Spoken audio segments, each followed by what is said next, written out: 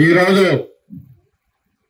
ప్రపంచంలో కార్మిక వర్గం తరఫున సాధించుకున్నటువంటి హక్కుల కోసం ప్రాణాలు కూడా అర్పించి త్యాగం చేసినటువంటి వారిని స్మరించుకునే దినం ఇది. 1886 139 సంవత్సరాల క్రితం చికాగో నగరంలో ప్రారంభమైంది.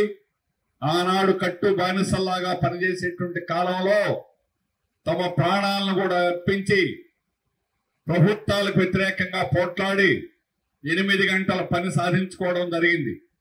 8 గంటల పని, 8 గంటల విశ్రాంతి, 8 గంటల దినచర్య అనేది ఒక సైన్స్.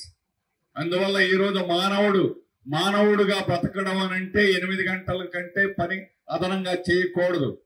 ఆ ఒక్క పని దినం మన దేశంలో అమలు కావడానికి 1948 దాకా పట్టింది. అనేక దేశాల్లో నలుగురిని చికాగో అమెరికా ప్రభుత్వం ఉరిదీసిన తర్వాత 8 గంటల మీద చట్టం చేయాల్సి వచ్చింది. యూరప్ దేశాలన్నీ చట్టాలు చేసేదాకా ప్రతి దేశంలో పోరాటాలు జరిగాయి. కొన్ని వందల మంది మరణించారు, చికాగోలోనే కాదు. తర్వాత ఈ రోజు మనకున్న ప్రతి ఒక్క హక్కు, కనీస వేతనం గాని, బోనస్ గాని, త్రైపాక్షిక ఒప్పందాలు గాని, అలాగే పారిశ్రామిక వివాదం గాని, సమ్మె హక్కు గాని, ప్రతి ఒక్క హక్కు వెనక ఒక మహత్తరమైనటువంటి పోరాటాలు జరిగాయి.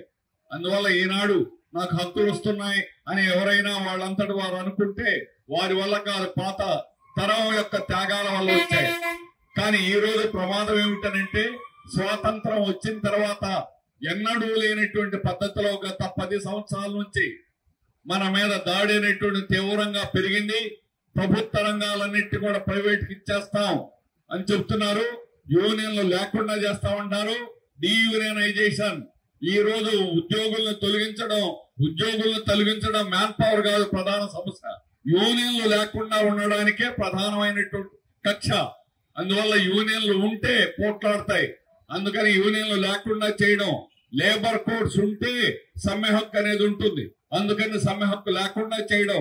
అందువల్ల ఒక పథకం ప్రకారం కేంద్ర ప్రభుత్వం, మోడీ బీజేపీ ప్రభుత్వం, ఎన్డీఏ ప్రభుత్వం ఈ రోజు కార్మిక వర్గం మీద దాడి చేస్తా ఉంది.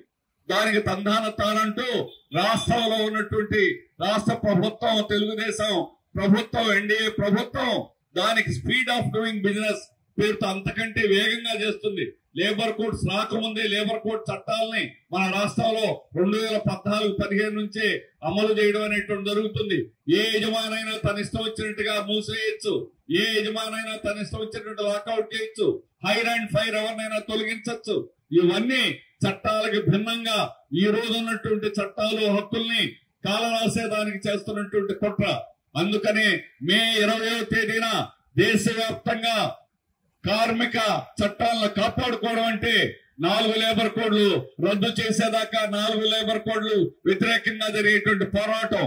అందుకని ఈ సంవత్సరం మేడే యొక్క ప్రత్యేకత ఏమిటంటే, మన హక్కుల్ని రక్షించుకోవడం, ఉన్న హక్కుల్ని కాపాడుకోవడం. ఉన్న హక్కుల్ని కూడా మనం పోగొట్టుకుంటే బానిసల కంటే అధోగత పరిస్థితి అనేటువంటిది కార్మిక వర్గానికి వస్తుంది. సర్వ సంపద సృష్టించేది మన కార్మిక వర్గం. అటువంటి కార్మిక వర్గానికి ఉన్న హక్కుల్ని కోల్పోయేటువంటి పరిస్థితి కాకుండా ఒకప్పుడు ఒక్కొక్క హక్కు మనం పోట్లాడి సాధించుకున్నాం. అందుకని ఈ రోజు ఉన్న హక్కుల్ని లాగేస్తా ఉంటే, సమ్మె హక్కే లేకుండా చేస్తే తర్వాత కార్మిక వర్గం బానిసత్వం కంటే అధ్వానమైన పరిస్థితిలో బ్రతకవలసి వస్తుంది.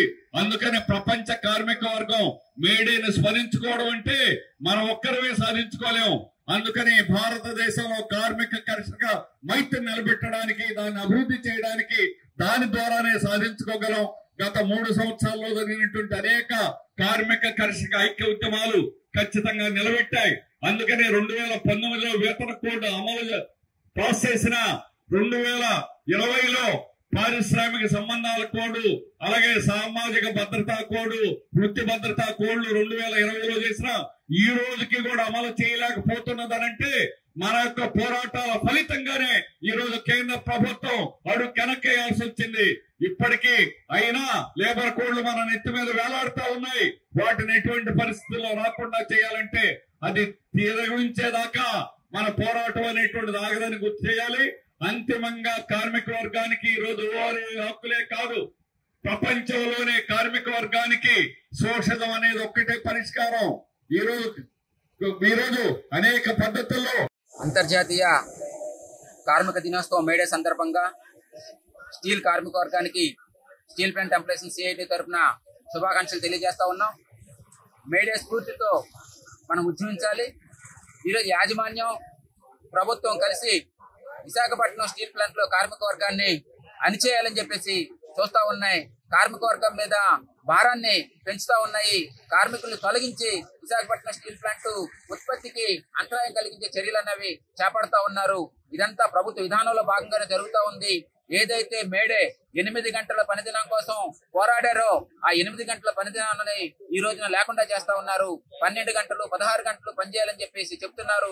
దానికి అనుగుణంగా లేబర్ కోడ్ లో మార్పులు తీసుకొస్తా ఉన్నారు. లేబర్ చట్టాలని ఏదైతే పోరాడి సాధించుకున్న చట్టాలు ఉన్నాయో ఆ చట్టాలను రద్దు చేసి లేబర్ కోడ్ ఈరోజు తీసుకొచ్చేసి కార్మికుల్ని బానిసలుగా చేసే పరిస్థితులను తీసుకొస్తా ఉన్నారు. ఇది కరెక్ట్ కాదు.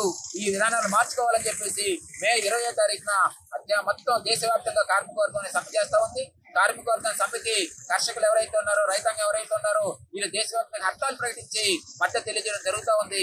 కాబట్టి విశాఖపట్నం స్టీల్ ప్లాంట్ యాజమాన్యం ఏదైతే కార్మికుల యొక్క జీతాల మీద దాడి చేస్తా ఉందో, కార్మికుల హక్కు మీద దాడి చేస్తా ఉందో, హెచ్ఆర్ఏని పునరుద్ధరించలేదు. ఏదే టౌన్షిప్ లో ఉన్నటువంటి కార్మికులకి కరెంటు ఛార్జీలు విపరీతంగా పెంచేసింది. వీటన్నిటికీ వ్యతిరేకంగా మేడే స్ఫూర్తితో పోరాడతాం. కార్మిక హక్కులు సాధించుకుంటాం. Visakhapatnam steel plant రక్షించుకుంటాం.